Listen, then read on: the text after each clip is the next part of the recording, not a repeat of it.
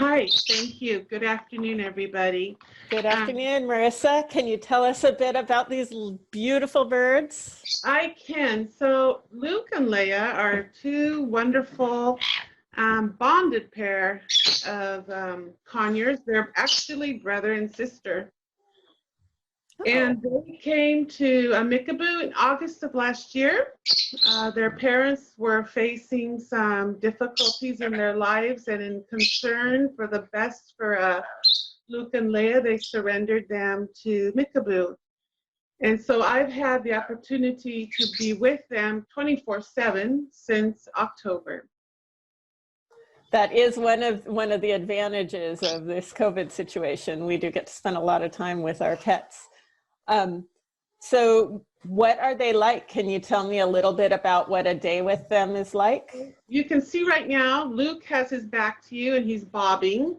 And the reason why he's bobbing is because he sees that I have a piece of cereal in my hand and they go crazy for Cheerios. So when they're behaving and around 4 o'clock is their treat time, they get a Cheerio. And today we're off kilter a little bit, but they see that Cheerio in my hand and they want that Cheerio. So he's giving that bobbing behavior of, I see you, can I have it please? And like you said, since we're home with COVID, I have really gotten to know them, and they are two hilarious brother and sister bonded pair. They love each other dearly. They preen each other. They fly to my son, who you might see peek in and out, because they insist on sitting on his shoulder and preening his hair. Yeah, they're just wonderful bonded pair of conures, and they're just awesome birds. You learn a lot and they learn a lot, and it's a nice trio or quartet or whatever you might call it, own specific home. So it sounds like they really like at least one older, I don't know, I'm not even going to call your son a kid. Look from that little bit I saw, like he's pretty close to grown. So they do like associating with different people in your family. Yeah, so today, for some reason, he is just being extra, wanting a little extra love, and he's flying to my son. So I am going to ask Mateo if you can please step out of the room so they stay on camera and get all their glory through everybody that's watching them here on our adoption fair today. Do they have, so how old are they? You sounded like they've had one family prior. Exactly. Do we know how old they are? So they are 13 years old. And we know they're brother-sister because Leia has laid eggs. Has not in the 13 years, so we can pretty comfortably say we know they're boy and girl. The only way you really know is if you do testing.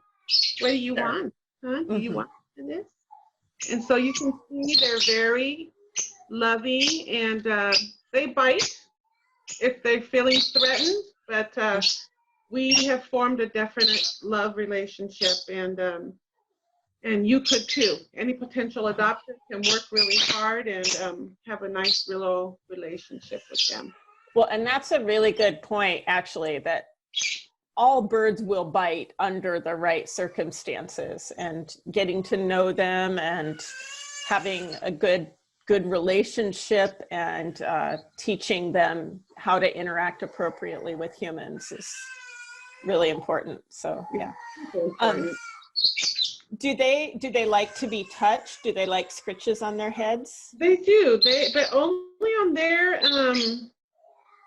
their request. So if I might try and pet him or scritch him, but he's more interested in food right now, he's going to tell me, "Oh no, don't scritch my head. Give me that Cheerio." Oh, so this is really interesting. We're seeing a lot of body language here with the foofy feathers on their heads and how they're reaching out for what you've got in your hand. Yep, it's a little piece. This is actually a piece of rice cereal, and as delicate as they are, they could also hurt. So we can't just say, "Oh, he's a tiny little bird and he won't hurt me," because if, like you said, they feel threatened, they will bite. So what do they eat besides their treats? Well, so when they came to me, they were on a seeded diet. And nothing bad against seeds, but we do know there's much healthier food out there for them. So I have got them trained to now eat a Harrison's diet. It's a healthy pellet, and it's about the size of half a penny, if you can kind of picture that. And yeah, and so they'll eat the Harrisons, and they came to me only eating a little bit of banana and kiwi, but I've opened up their horizon, and they eat spinach and red lettuce and beets. They love beets. I don't love them because they make a mess, but they love the red beet. Yeah. And fruit-wise, they love persimmon. They love banana. There's another interesting characteristic of the conure. They are quite loud if they want to be. I've heard not only loud, but also shrill. What is the pitch? Actually, that is a perfect word. So this was not their most shrill voicing. They can be quite shrill, and so if you live in an apartment, you won't be living in an apartment for long if you have conures and next door neighbors. They can be very loud, and they can be very sweet, but when they want something, especially these guys, if they want food or if they want out of their cage, they will scream. They will have a very shrill, loud scream. Before we proceed any further, I just want to tell our audience, because I think I forgot to mention it, that we're using the Q&A function. Oh, right. To for any questions people might have. So if you have questions about Luke and Leia, please go ahead and type them into Q&A, and we can get Marissa to answer them here while we have them on screen. And before we get any questions from our audience, do they step up? Could you tell me? They step up. So I wanted to show you what the pellet looks like that they eat. Oh, yes. You can see how small it is. It's just a little pellet, but to them it's just so delicious. And so now you want it. Now another thing is, how do I know which one is Luke and which one is Leia? So Luke is farther away from me. He's not as bright as Leia. Leia has definitely a more golden crown and brighter in her chest. Luke is a little more softer and not as bright orange, definitely yellow, but Leia is very bright. And so she's giving me the signal that she wants this piece of Harrison. So can you step up? Hold on, let me put my bowl of food down and see if she'll step up. You want this? Step up. Step up. Come on, she can do it, but again, it's always on their terms. And so she's telling me, no, I don't want to step up, just give me that food. Step up? No. You want this? Yeah, good job.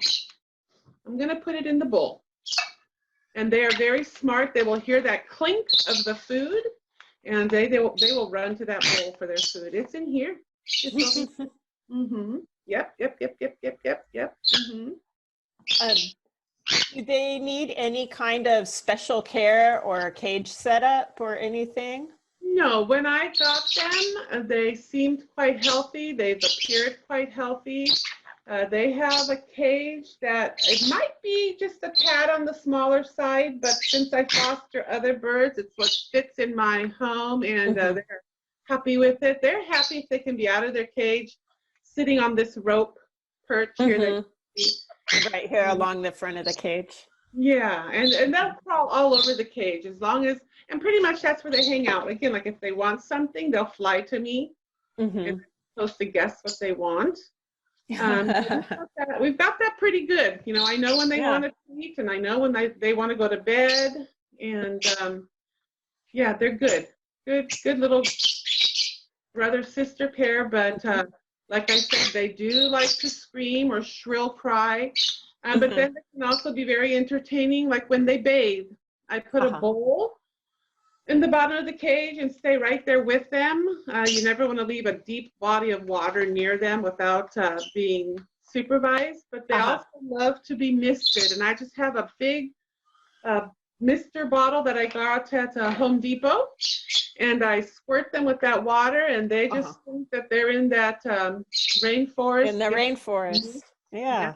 And all my birds love to be misted. We do have a couple audience questions here. When do they get along with kids around the age of 8 or 10? And another, do they like to be held? And I'll just say in general, being held and sort of enclosed in a sense is not a typical bird behavior. And in fact, it's the sort of thing that may be interpreted as sexual, and that's something in general that we don't want to do. But how about getting along with younger kids? Do you have any insight about that? I have some friends who have children who are 2 and 3.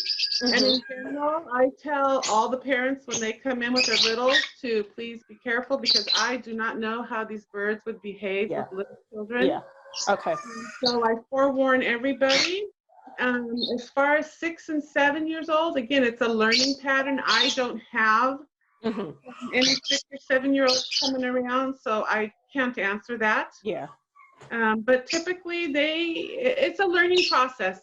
It's a learning process. So they're actually coming down to my hands because I have my hands lower than the perch. And up here, they'll come right back because they'll do anything for attention.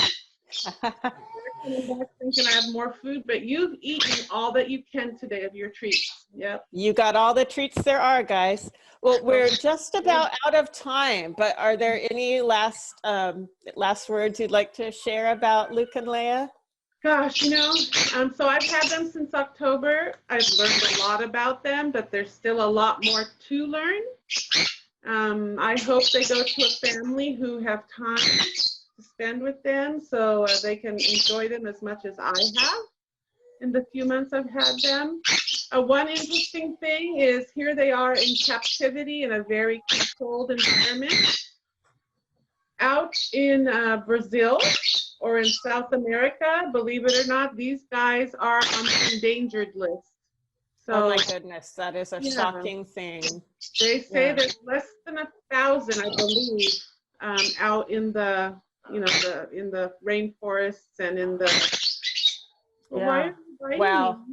Highlighting the importance of conservation in the wild as well as the things we can do in rescue in our human environments. Exactly.